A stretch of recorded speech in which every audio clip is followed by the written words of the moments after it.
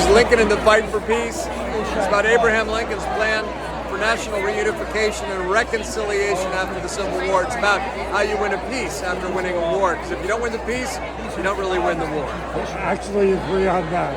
How do you think we're doing? I think we got a lot of work to do. We can take a note from Abraham Lincoln to reunite our nation. We need to. Thank you so much. Tell us your name. Stu Eisenstadt. And the art of diplomacy. How Americans negotiated agreements that changed the world. What is the biggest agreement that changed the don't want to world? get in trouble with whoever your mom is. What is the biggest agreement that's changed the world? Well, it means things like the German reunification. It means the Good Friday Agreement. It means peace in the Middle East. All the major agreements of the last 50 years. Genevieve Gunther, and I wrote a book on how we can talk about climate change in a way that'll really move our politics forward and ensure our kids have a livable future. What would you say is the biggest problem with climate change? The biggest problem, I think, is that most people don't realize that we actually have to get like coal, oil, and gas out of our systems, and that we have the solutions and we can actually do it right now. But the fossil fuel industry and lots of people that are supporting it, like our institutions, like the New York Times even, doesn't really realize that that's the challenge. And so that's what my book is about. And hopefully people will start focusing on the right thing and we'll be able to halt global heating and make a better future for our children. Who do you think politically has the best format on climate change?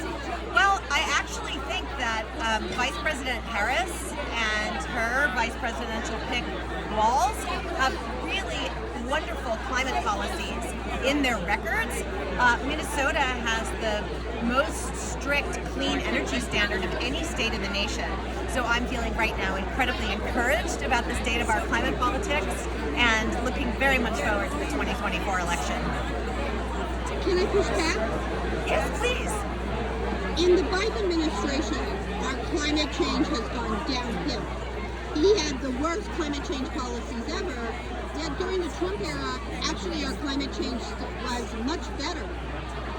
Politically, because he stopped fracking, he stopped different things that were stopping our thing.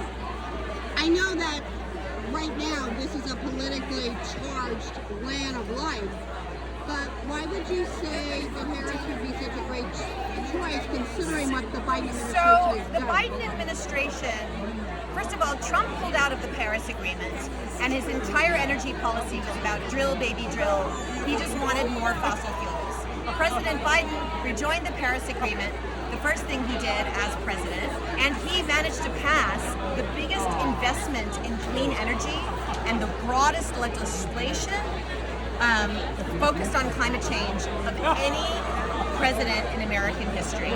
So actually, he also had some bad things, like he also approved lots of new liquid natural gas terminals, but then paused those approvals in response to pushback from climate activists and youth people. So Biden has this kind of ambivalent relationship to fossil fuels, but he can be pushed. And also, he's not Harris. Harris was always stronger on climate than Biden, and she actually helped get this law passed. And in fact, Biden was the closest we've come to in this country to a climate president, and she's just going to take it one step further. Chris Liddell, Year Zero. And this is about the 5-year presidency. Yeah, so that's just a little term that I invented. So basically the 4 years that you serve as president and the year before that. So it's all the things you do in the year before that to set up and have an effective White House. So we're in Year Zero now. And what is the thing we should most know about Year Zero? Well, basically it's how much there is to do. So the president appoints 4,000 people. He's got to be ready on day one to put policy in place. And there's a big vulnerability for the country over the transition period.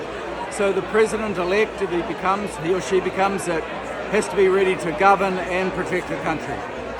We have been in such turmoil that whoever gets this presidency right now, 50% of the country is not going to like them. Would you say that puts us in a very precarious place to be? And I don't talk about what's, and my book's bipartisan. I do think it is there's a distrust in institutions, which includes the White House. And so, to me, rather than complain about it, I'd rather do something about it. So my book is about how you make it better. Ah, so it gives help. It's a help book, yeah. It's how to run the White House. My name is Kati Marton, and my book is The Chancellor, The Remarkable Odyssey of Angela Merkel. And it's a story of the most powerful woman in modern history, as Chancellor of Germany. What made you want to write this book?